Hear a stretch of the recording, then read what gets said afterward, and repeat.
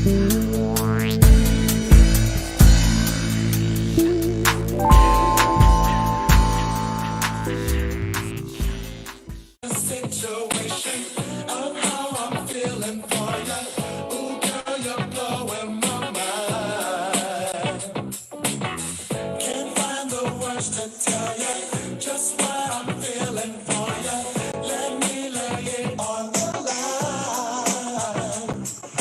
know when I hear my theme music, boy, I get hyped, y'all. Ladies and gentlemen, that's some theme music. You know what time it is. I gotta let Mr. Jammin' J. Lamont sing to y'all a little bit more.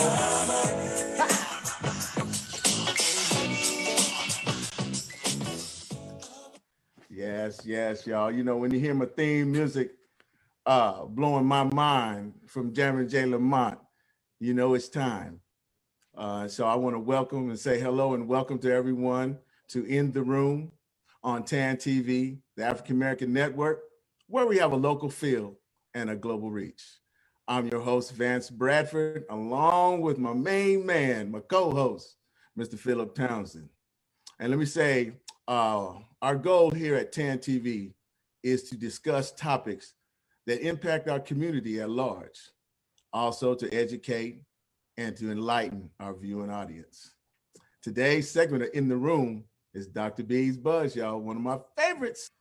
We're pleased to have Dr. Brigitte Bailey, who will endeavor to further your understanding and knowledge of psychiatry and mental health. I guess we want to delve into some of the possible causes or reasons that suicide attempts over the past 2 decades have decreased for all ethnic groups, but increased for Blacks. Definitely, it has increased for Black folks. And when you look at Black adolescents, their risk for suicide attempts has gone up 73%, whereas for white adolescents, their attempts have gone down a little less than 8%. So that's a huge difference that again combats the myth that Black people don't kill themselves or make those attempts.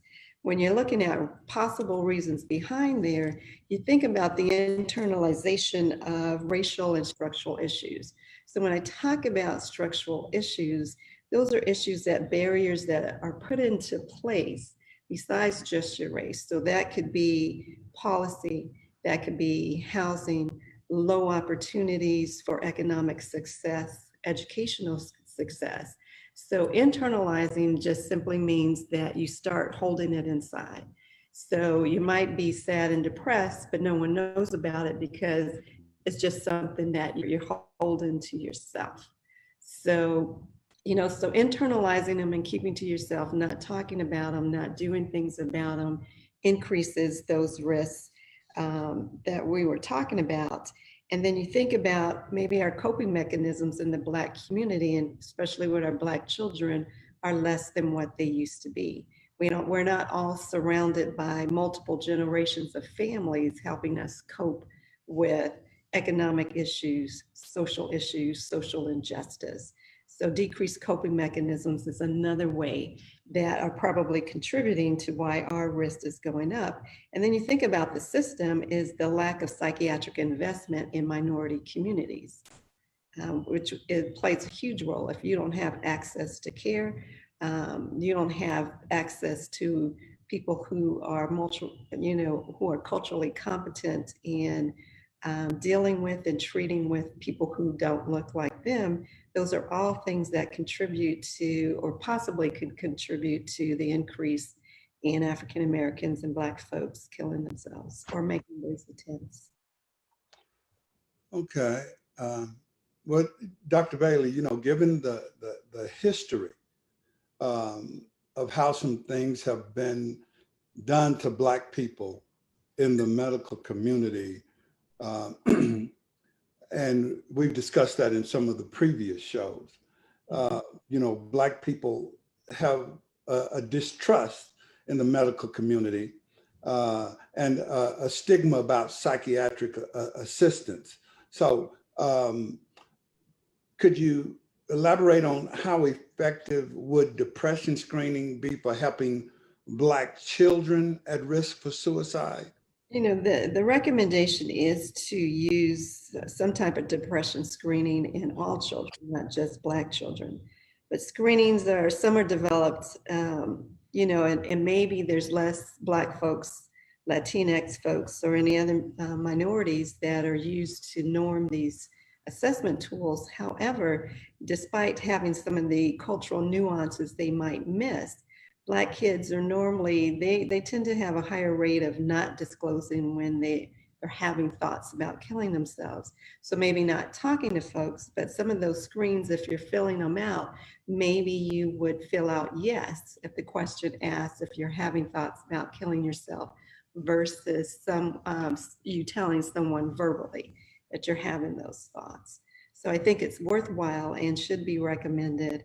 And as research catches up with social health disparities, social determinants of health, I think that maybe more norming of instruments that are targeted to minorities will also help. Thank you. Well, Dr. Bailey, keeping along with these youth, my question is, what are some of the risk factors for Black youth when it comes to suicidal thoughts and attempts? I'm sorry. Okay, so in general, we know that for most people, including any general youth, any type of psychiatric disorder puts you at risk. So that's depression, anxiety, if you have a history, and you have PTSD or post-traumatic stress disorder. If you're male versus female, we know that females attempt more suicide, but males actually complete more suicides. Then you think of the sexual minority, if you LGBTQ, then you might have issues there for just acceptance in your neighborhood. Any of your bullying, access to lethal means that we talked about. Then you think about for Black youth, you're also thinking of depression, trauma. We tend to live in communities that you have your risk for exposure for violence is up. Risk for you being a victim of a crime is up just simply by where you live. And just basically not having enough basic needs, right? Your food crisis, your housing crisis, your educational crisis, and lack of opportunities. And sometimes people think delinquent behavior is a risk factor for suicidal thoughts or attempts. Thanks. Wow, that's interesting. Dr. Bailey, would you talk about the role that racial disparities play in treatment of suicidal ideation or attempts? Yes. So when we talk about disparities, we're really talking about the differences in the quality of healthcare based on race. So even if you have, even if you have money, you have insurance, you have all the access to the care that you need, just by being, say, Black, we may not get the same quality of care, and likely we probably aren't going to get the same quality of care just based on our race. So that goes into advocating for yourself, but that's what we talk about disparities, why are we given different treatments or quality of care based on our race or even based on our gender. And for us to talk about how it plays into the treatment of suicide. So to get to treatment, you got to get the right diagnosis, especially for depression. So our Black youth could be, instead of having that sadness with depression, we talk about being irritable, and you might get aggressive. You might start having what we call those externalizing behaviors, right? Yelling, screaming, kicking, punching things. You know, you may not be punching other people, but holes in the wall, or if you're at school, you're throwing desks, right? So you get, instead of them saying, hey, this kid might be depressed, no, this kid's showing out. This kid is defiant, doesn't want to comply with what we want to do. And so they might end up, you know, being referred to the juvenile system instead of being referred for psychiatric care. So if you're misdiagnosing, you're not treating well, right? So then you think about other ones that Black youth are less likely to one, be referred for psychiatric care, and that's including even after they have had a suicide attempt, that they're less referred for treatment, and they're less likely to get treatment, even if there's a desire for treatment. So there's a lot of reasons out there why our youth are not being treated, or that racial disparities plays in a role of suicide. But these are things that the mental health profession are dealing with every day. Well, Dr. Bailey, like we're dealing with certain things of today's present situation, as far as like voter oppression, you know, and us as Black folks have to deal with a lot of things that you know, keeping us from getting help. So, and it seems like, you know, in this situation, you know, with our youth and suicide, can you tell us, you know, what are some of the barriers or blockades that prevent suicidal youth from, you know, getting the support that they need? Well, some is their stigma about mental health treatment, right? They don't want their friends to say, "Hey, you crazy? You know, I know you go to that place over there where they treat, you know, mental illness. You know, what's wrong with you?" So one is it might have their their fears of mental health and being teased, right? Because when you're adolescents, when you're kids, sometimes how they think about you and perceive you is more important than how your family perceives you. But it could be that they may have these thoughts, and the one chance that they bring that up to someone, it's ignored, right? You reach down to reveal to someone you are actually having thoughts about killing yourself, and they just ignore it. And then how does that make you feel? Or you might be excluded. You know, your friends might exclude you from being in their friend circle because you're a little bit different, or they don't understand what's going on with you. And then again, you might have the mistrust of the medical profession that's perpetuated if your families talk about things, or you learn about things in your history of what the medical profession has done to communities of colors. You also need to think about lack of access to care in your communities. If you have to drive 45 to 50 minutes without traffic to a mental health center, then, and especially if your car is not running well, right? Or that, you know, your gas is day to day. How much money do you have, and how much gas can you put in your car? That's going to be a barrier for you to look for services. And then you might have, your family might view mental health in a bad way or a poor way. So again, the mental health stigma. But you also might be underinsured or no insurance. And you think about, you know, we don't like to really bring politics into our show, but the Affordable Care Act, if that was one of the fail-safe, if you didn't qualify for other insurance plans or couldn't afford them, if you don't have insurance, you don't have access. And then your only access is going to be when there's a crisis or an emergency, and you end up in the emergency room after an attempt, instead of us utilizing resources to prevent you from getting to that place in the first place. So that's a lot for your question. No, that's fantastic. We appreciate the knowledge. But, you know, Dr. Bailey, this doesn't happen in the circle of people that I run in, but in the circle of people that Vance runs in. You know, you see people, you know, all the time that seem like they have everything that they could want or need, and seem like they're extremely happy. But my question is, how seriously should we believe someone, you know, with this seemingly everything to live for, when they're telling us that they're thinking about committing suicide? How serious should we take them? Oh, very serious. Any threat to kill someone's self should be taken very seriously, because sometimes that's their cry for help. They might be feeling hopeless and like there is no other way out than to kill themselves. And so talking about it, they might be crying for help for someone, you know, to give them some other solutions than taking that final step.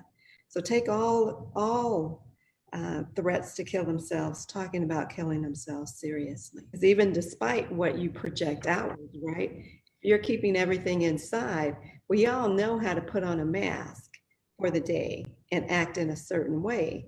But sometimes it prevents others from hearing or seeing what's going on with us and becoming concerned.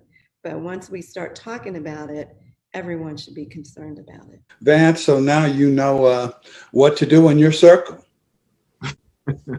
And with that, though, well, that Phil. With that, Phil, Dr. Bailey, what should parents, or caretakers do for a child that is experiencing a lot of emotion? The one you want to sit down with your kids and you actually want to listen, hear what they have to say. You want to gain some understanding as to what's going on and how they arrived at that point.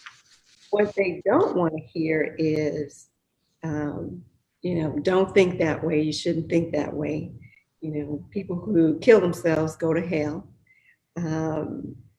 Then you start minimize what you're saying, right? You start coming up with reasons to say, well, no, you don't really think that way. And so their outcry for you to help is, next time they may not do it because of your response to what they're trying to tell you now. So again, sit down with them, listen to them, try to understand what they're saying. If they're talking about killing themselves in a way that won't kill themselves, but to a kid, if they think that will kill themselves, then you really need to pay attention. Wow. Yeah, that's really important. Dr. Bailey, it's time for us to take a couple of audience questions. Vance, do you have any? If you don't, I do.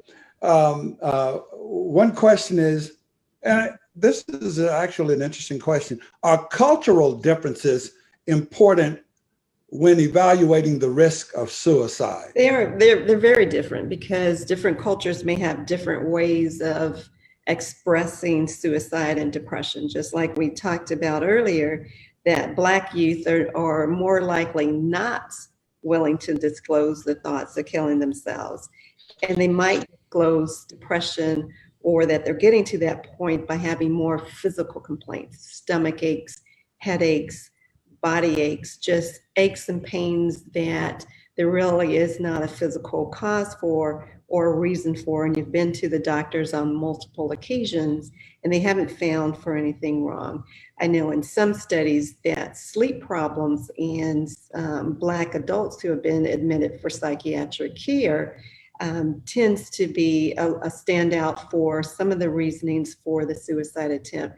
Because let's face it, if you have sleep problems, they also can precipitate or start a mental health crisis, right? So if your lack of sleep even if it's for good, what you think good things, right? Staying up late, talking to your friends, social media, it could be related to work. But over time, when you don't get enough sleep, then a lot of your coping skills and mechanisms may go out, and then little things might precipitate or start an emotional crisis that ends you up in the hospital or making a suicide attempt or having suicidal thoughts.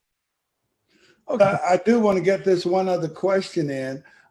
What role does social media play in Black children committing suicide? So there are links that the more that you are on social media for kids, the more at risk you are for cyberbullying. And we know bullying is huge for depression in kids and for suicidal thoughts in kids and for even suicide attempts and completions. But you also think about that while you're on social media, you also have more exposure to all the racial violence against Black people or people in your community, depending on what your minority status may be, and then you increase microaggressions that can occur on the social media context. So all those things are super huge in playing in our children's role. So parents, monitor what your kids and adolescents are doing on social media. Just don't let them out there without some supervision. Kids are going to do what they want to do because that's the nature of kids. That it's our job as parents, adults, to monitor what they're accessing. And if there's things that they're accessing, be available to answer questions and help them explain and understand what's going on. So parents who are glued to the TV with our social injustice marches, our political themes, sometimes that's going to be overwhelming for our kids also. So pay attention to what you're doing on social media and the exposure you're giving your kids.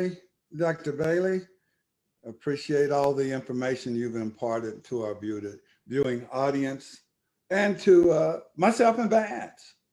Yes. Oh, you know, I enjoy it, man. I'm stuck on it. Every word she says. So it's time for Dr. B's Stinger of the Day. Today is suffering in silence is still suffering.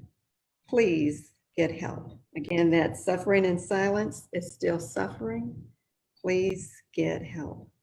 With that, I'd like to say that UT Health San Antonio is in no way affiliated or associated with the views expressed by Dr. Bailey, TAAN TV, the African American Network, or any of its participants. And with that, I'd just like to say again, thank you to the viewing audience for watching. And we've enjoyed having you here at Dr. B's Buzz. And just remember, you've been stung by Dr. B's Buzz. And before I kick in my song here, I have to say, Dr. Bailey, you know, your accessories are off the chain today. You're looking very happy. Yes, the earrings and the necklace is working. But I also have to say, I'm going to give him didn't see that.